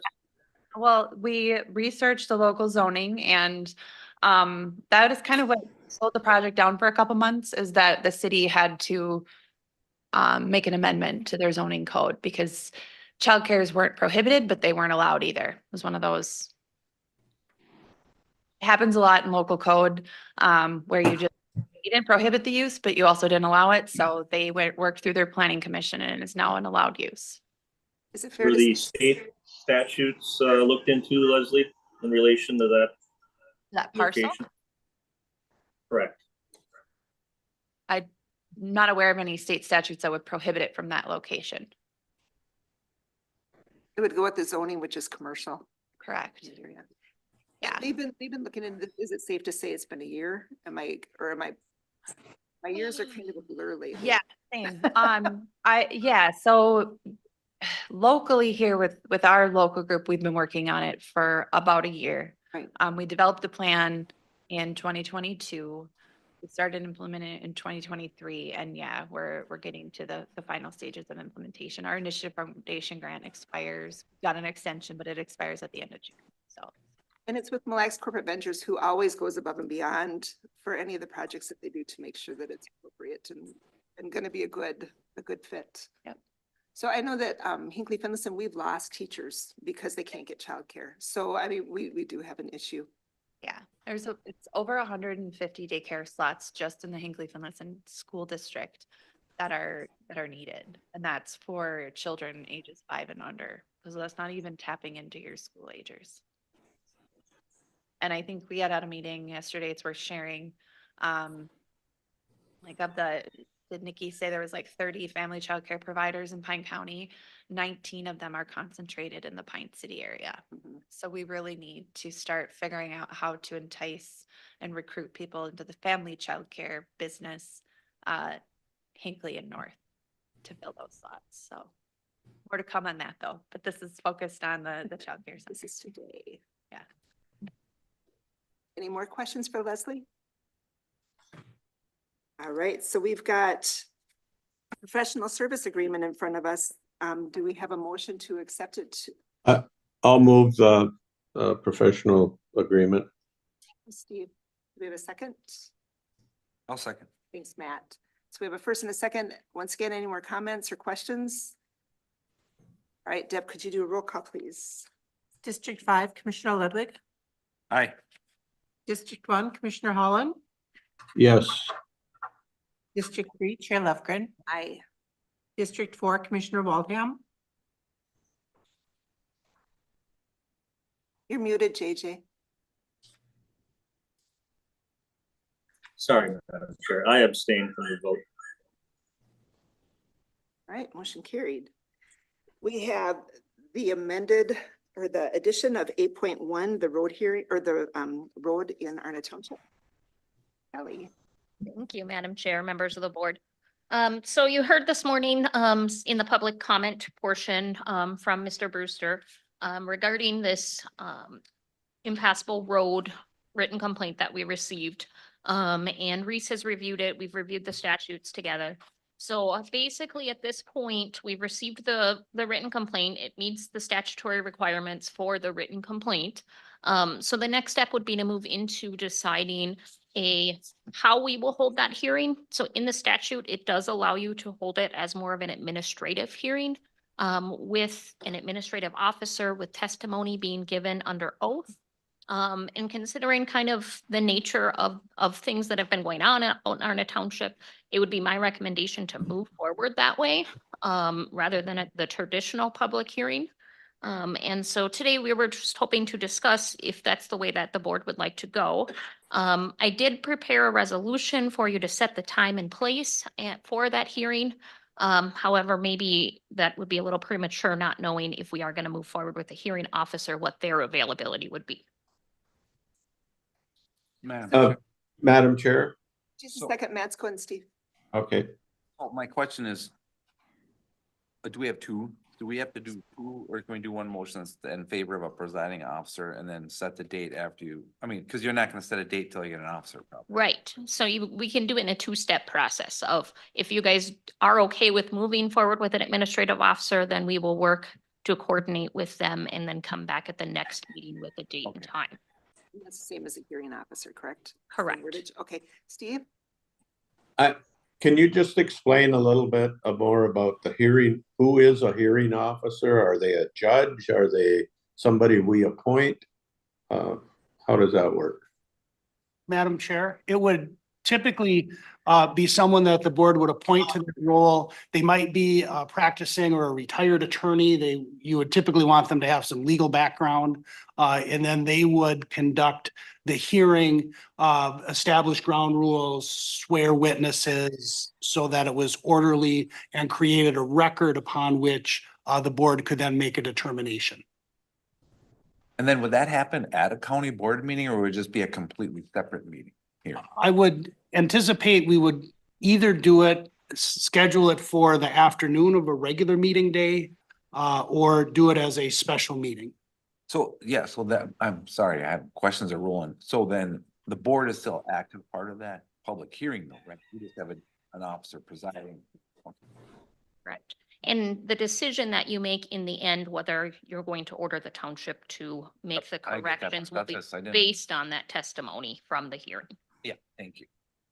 Yeah, and I think it just recognizes that most folks don't have experience developing a record that is a quasi judicial process. And so you want to be sure that you've got an accurate and complete record and that testimony is solid.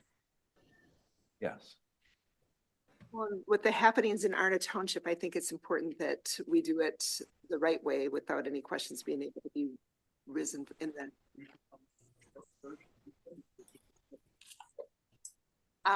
Right now it's inappropriate. I'm sorry. Sorry, Bob. But we can visit after, okay? Okay, all right. I will move that, 2024-06 for the engagement of a presiding officer to conduct a hearing that we've set at a future date by county auditor. And Madam Chair, just, you don't want to move the resolution. Everything Oh, I'm else you sorry. said is good. Yeah. That makes sense. Well, that's what I said here, consider. So what we really wanted for the motion today is just that we will get a hearing officer, or what did you call him? Right, a presiding this thing- officer. Presiding officer. Yeah, Yeah, so if you do a motion to acknowledge the complaint and direct us to secure a hearing officer and then come back with a recommendation for a hearing date, we would do that. I'll do that. I'll make a So that's motion the motion. to acknowledge the complaint from Arna Township and to try to recruit a hearing officer for the same complaint. Come back at a later date for a public hearing. All right. Can I nuance that just a little? It's not Arna Township, it's residents of Arna Township. Residents of Arna Township. All right, we have a motion by Matt. Do we have a second? I'll second that, Steve. So we have a motion and a second. Is there any more discussion or questions? All right, Deb, could you do a roll call, please? District 1, Commissioner Holland. Yes. District 3, Chair Lubgren. Aye. District 4, Commissioner Waldham. Yes. District 5, Commissioner Ludwig. Aye. Thank you. Now we're going to move on to commissioner updates. We'll start with the open meeting law webinar. One of the big things that came out that was continually questioned was you do need to be seen and heard wherever you are. So to actually be part of the meeting, you need to keep your camera on at all times. At least one board member must be present in the meeting location. Using technology to meet since the 1990s. Let's see. Policy decisions, how many meetings? So, you know, some of the people were asking how many meetings can you do via electronic, and the question, the answer came is that it's got to be a policy with the, so like if Pine County wanted to say that you're allowed to miss 5 meetings, then it would be a policy that would be set by Pine County. But statute right now is that there is no limitations on that. That's all that I had. That it was a lot more than that, but military and health directive 3 times a year.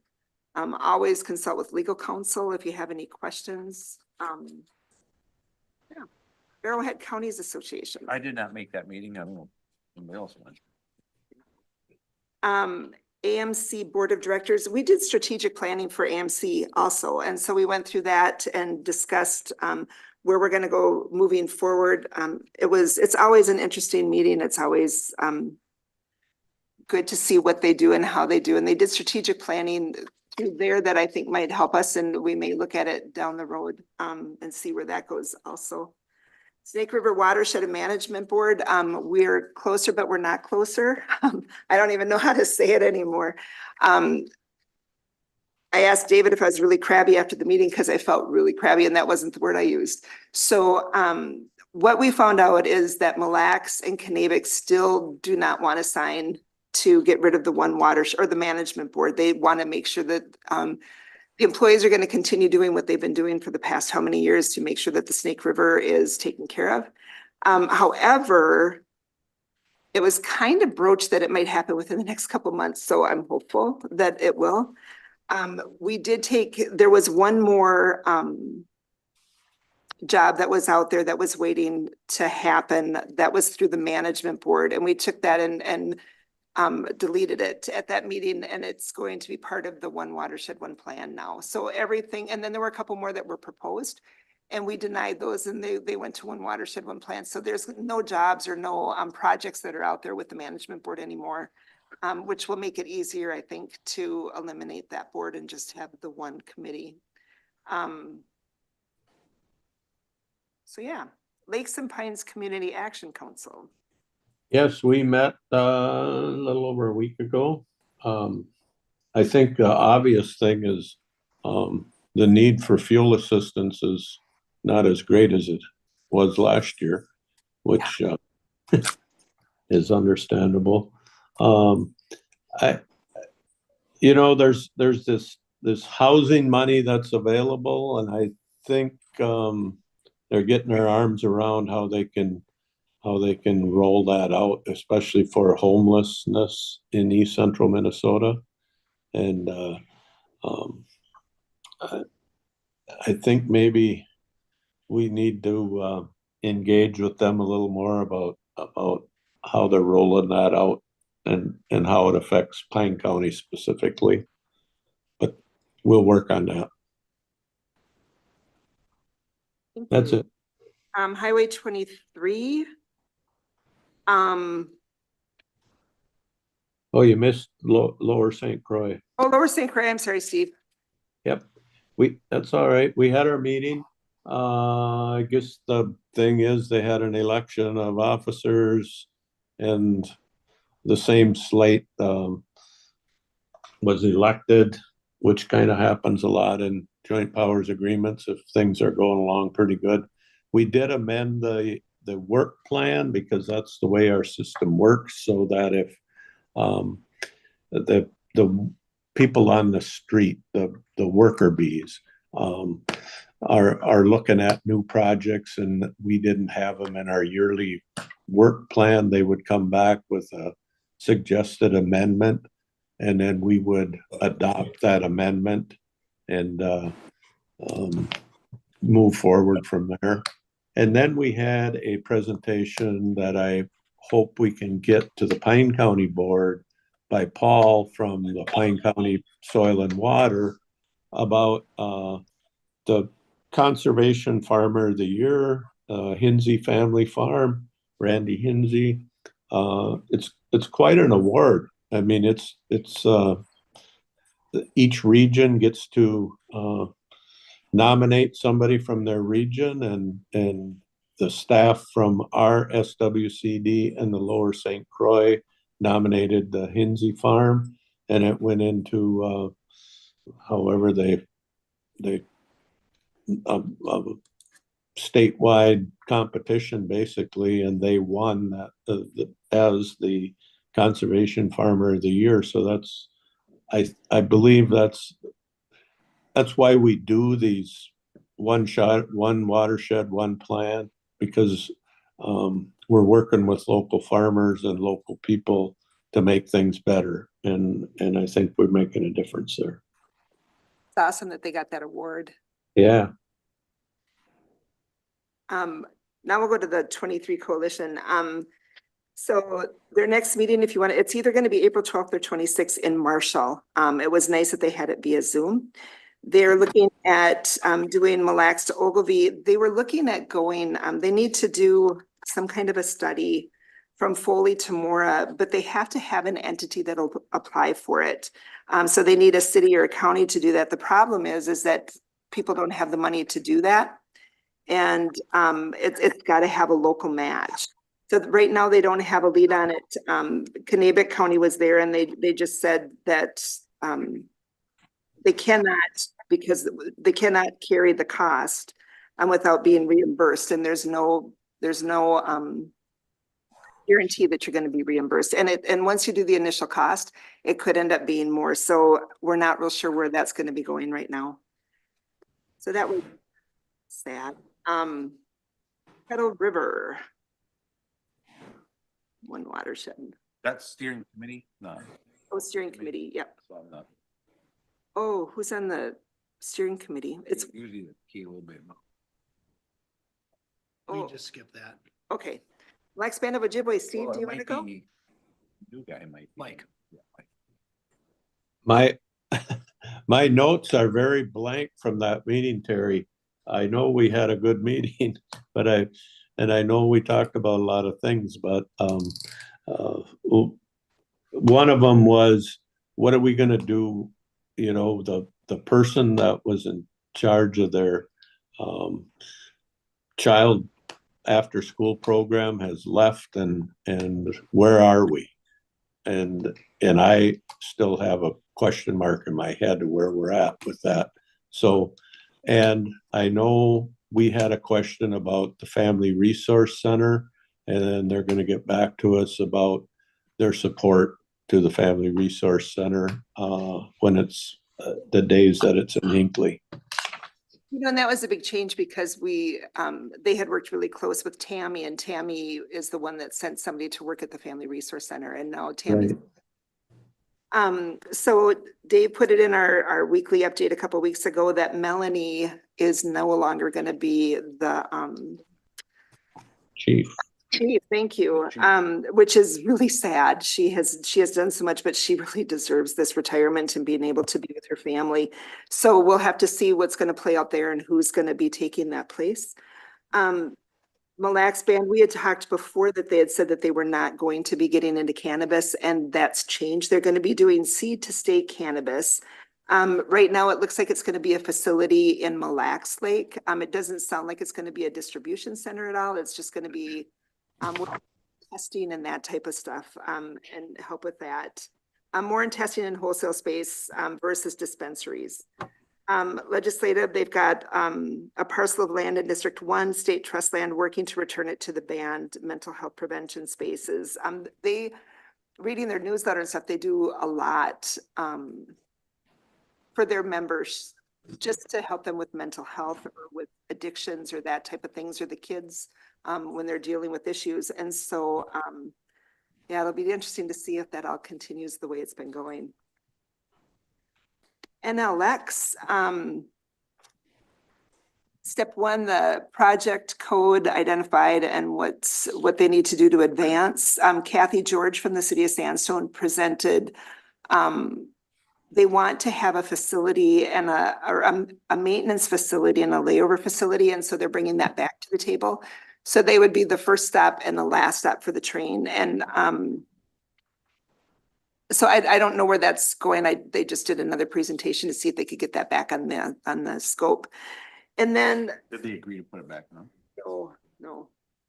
I think they might look at it, but I don't know. And then Stanchville Township was there, and they need to replace a bridge for the NLX train to go through.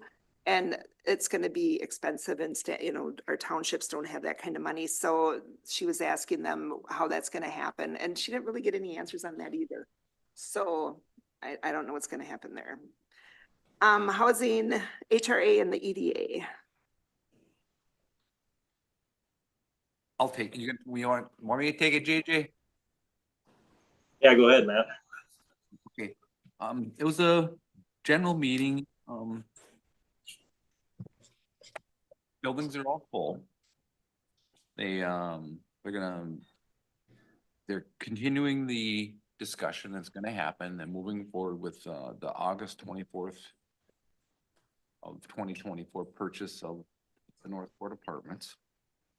And that transaction is gonna happen. Just going through, and operational reports, everything was pretty much normal. Not many complaints from anybody in the buildings. They set their audit date for the audit amounts for to be $15,700 and some bucks or something.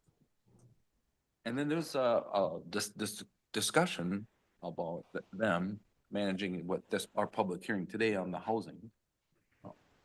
So that's all, they're involved with that too, Yep. And I can add something. They were like, do we have to come to that meeting? And I said, no, I think Leslie and I handle that for you. And David, I should say David, because he's like the boss. The boss of the group. So anyway, it's always a good meeting, and I'm really, tell you what, really, that committee, when they work with Kelly and they're managing everything, they're really on top of managing the dollars and cents. And I was on that committee prior to that, and that was never front and center and not transparent on. so to speak. So I mean, it was there. But this discussion is really good now, and it's, you know, it always shows up. So anyway, good job. And Kelly's usually there to, if they have something major, she'll either be on zooming in or whatever too. So it was a good meeting. Always a good meeting. I got something to add. Go ahead, JJ. Yeah, David, if you could check with the company's called Abdo. They also do audits. It was explained to Matt and I that there was only, it sounded like only one person out there that could do it, or was just the only one. Just Abdo does Chicago County. Chicago County has 105 units and 7 buildings. So just going off of those numbers, it's a lot more than what we got going on in Pine. And Abdo charges Chisago County, from what I found out, $15,000. So if it's okay with the rest of the board, could David follow up and check and verify that we're getting a, you know, good bang for our buck with this audit? I think notes have been taken. So Board's decision to do that stuff. the Yeah, HRA boards. Yeah, Yeah, that's not this board, that's the HRA board. We did an Yeah. RFP during the transition when the former firm stopped doing them. And we got one response from Redpath. And they have, this will be their third audit that they're just starting. It will be the first audit that they're doing where management has fully transitioned for the year to Jolene and SMR. And so it would seem that next year it would certainly be appropriate to do an RFP. Yeah, and I think there was some problems, and he had to rebuild a lot of stuff on that initial bid, right? And I don't know if that was. Yeah, there part of were, it. there were significant And, record keeping problems. right, so he had to rebuild things, so that was, I think the money was kind of, and then it Right. kind of carried into the last one. It may see a difference in cost. I don't know. Is there anything else on the HRA EDA? Did you have anything else? Nope. Jay? Okay. Public Health Advisory Committee, they used to meet and they haven't met for a long time and they met again. It was fun. They had a lot of people from the public that were on that meeting. And so a lot of them said that they were on the meeting because they really wanted to do more with blue zones. I was thinking blue rays. So with the blue zones, it's resourceful, but then trying to figure out how to, you know, normally with the blue zone area, you would do like the city of Pine City or city of Hinckley or the city of Sandstone or Sturgeon Lake or whatever, but to do a whole county, it's going to be interesting. And so it was fun listening to their ideas. It's going to be a great committee to be on, and I'm glad that they got it going again. Zoning board. I'll be quick, that was a good meeting. They went over the shoreline ordinance review, so that's like, you Oh, just kind of keep going on with a lot, there was just a lot of stuff like that, and I'll tell you, they're getting that figured out. Oh, I should back up, because they had a election of officers too. The chair changed, Skip Thompson is the chair. And then the rest of the same, Sue is the vice chair and Nancy's. But other than that, it was just a pretty quick meeting. okay. Oh, I should say, I can't go without saying, Mark Lampert was there. And he, you know, he always has good things to say to the board. And, you know, he's always trying to help with how you model the shoreline ordinance and how you want to tweak things so it doesn't have the unintended consequences. And I don't always get the sense that he's doing for self, you know, whatever. He's been involved with the heavy discussions with the DNR. Stuff. So he's just making up that he likes to make the board aware of issues that arose. I think that's his intent anyway. But I'm sure he always wants to look for a way, you know, he's a businessman, but who knows? And, But he's helping a lot of others when he does. but this. it helps the board too when they have those. What it does is it helps a discussion start with that board. And then it's such a diverse board, they always find their way to it. Yeah. Labor negotiations. We'll I'm gonna update that. say we're gonna move that to The closed meeting? yeah, we had our meet And I don't think I want to talk about anything public yet, because it's nothing settled or whatever, it's not bad or whatever, it's just and we'll discuss it in the closed. Okay. East Central Regional Juvenile Advisory Committee. And Gary Fawcett is gonna handle that for me, because I was gone for that too. Thank you, Madam Chair, members of the board. Terry Fawcett, Pine County Probation Director. I attended that meeting last week. First thing, bed use report. The juvenile centers had the highest average daily population in the 26 years of the Joint Powers Agreement, average of almost 33 residents a day. They also had a couple U.S. Marshal holds for a murder case. So there are a couple kids that were there on hold for over a year. And the juvenile center, as well as Arrowhead Juvenile Center in Duluth, are the only two in the state that are licensed to have those type of holds. So, so they get further stress there.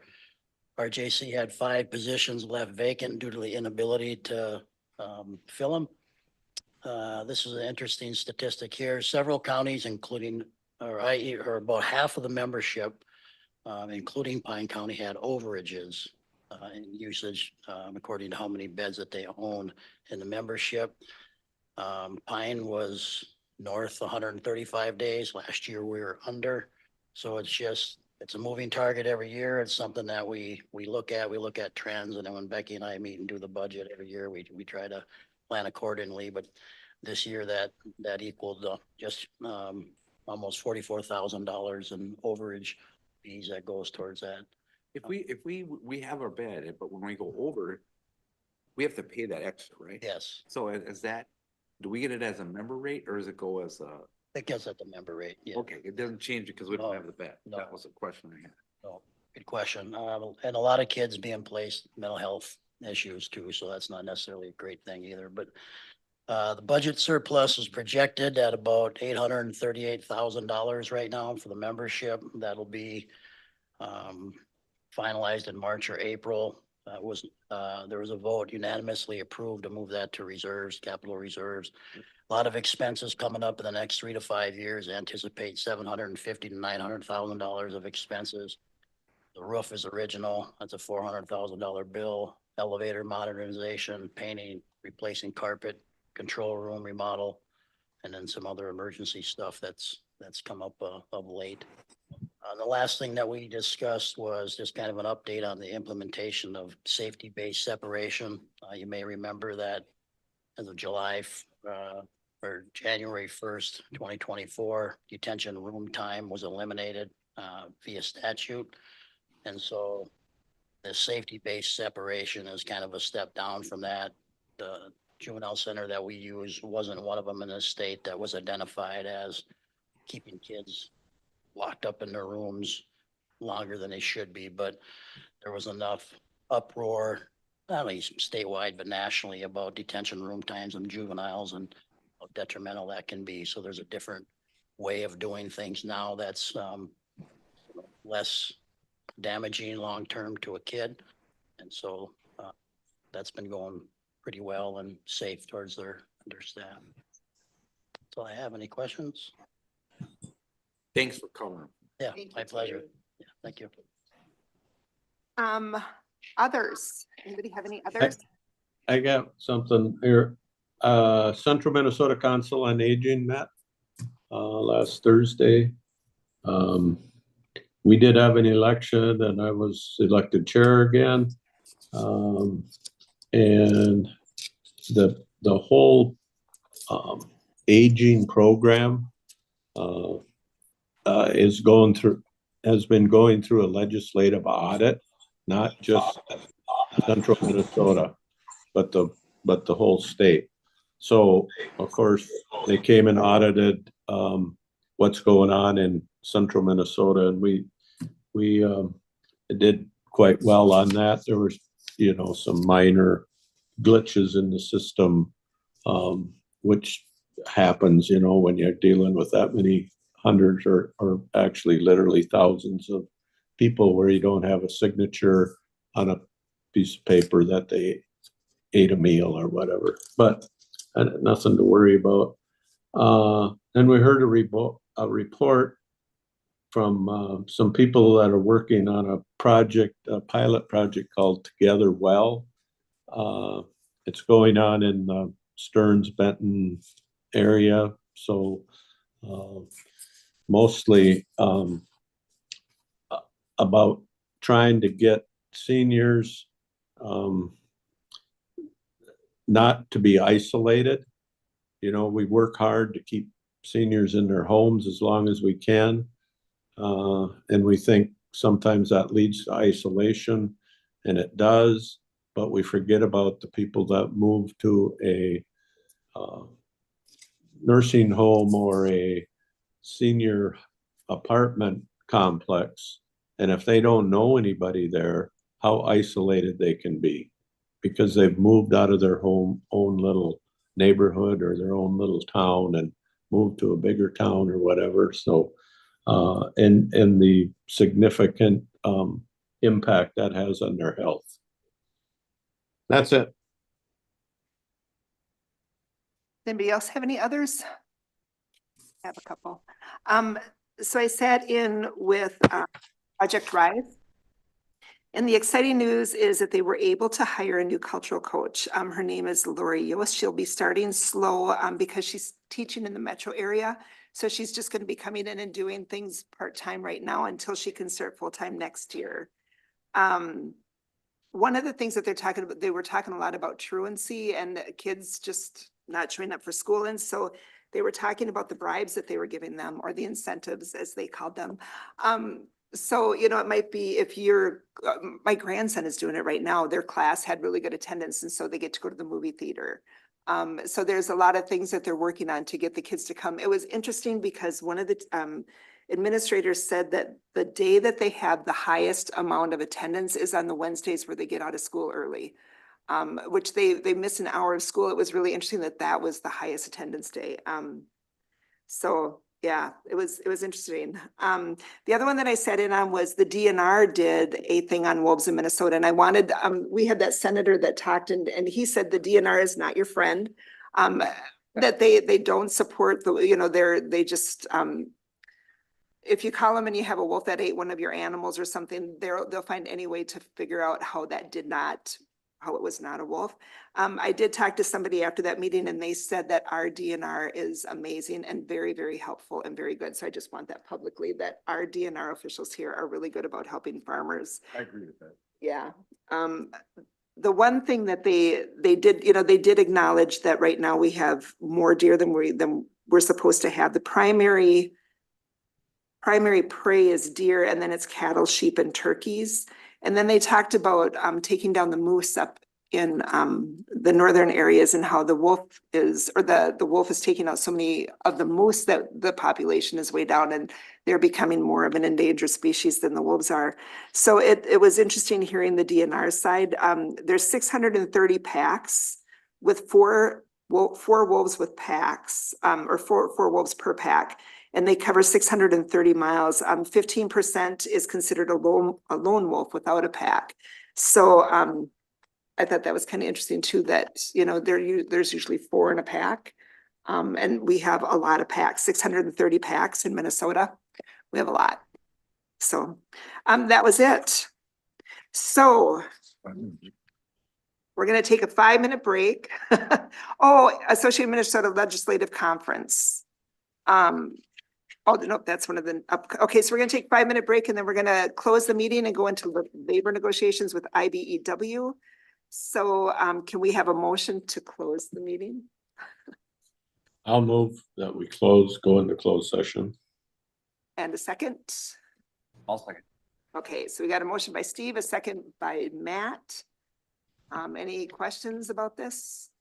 Deb, can you do a roll call? Do we need a roll call on that? Yes, okay. Yes. Yeah, why are we going through a closed meeting again? If you look at your agenda, it's the closed meeting for labor negotiations with IBEW, representing the County Health Service Administrator or Community Health Service. So that's one person, correct? Yes. Yep. We have a motion, we have a second.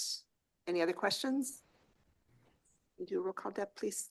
District 1, Commissioner Holland, Yes. District 3 Chair Lovegren, Yes. District 4 Commissioner Waldham, I oppose. District 5 Commissioner Ludwig. I'm supposed to add, I move to close this meeting as provided by Minnesota Statute 13D03 to consider strategy for labor negotiations, including negotiation strategies and development, discussion and review of labor negotiation proposal pursuant to Minnesota Statute 179A.01 to 179A.25. So we'll close for 5 minutes and then we'll come back for a closed session. And so. Are we gonna dial right into the other? I was just gonna tell you.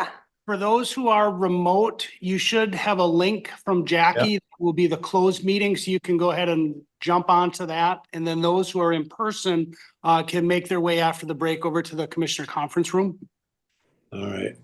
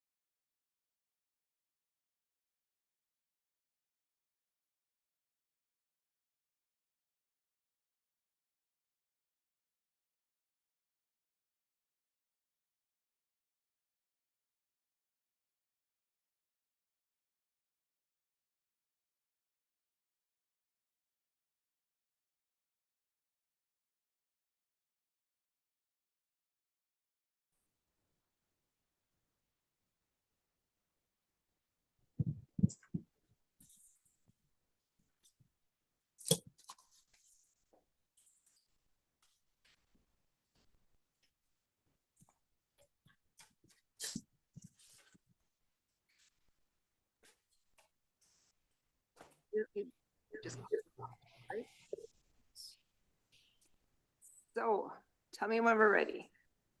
We're ready. Okay, so I'm gonna call the meeting back to order. Can we have a motion to adjourn? I'll move. Typically, Terry, you've Oh, just. sorry. Oh, we did just adjourn? No, typically the chair has just, being no Oh. further business or seeing no further business, declare the meeting adjourned. So that, seeing no further business, I adjourn the meeting. Have a great day, everybody. Thank you. Bye-bye.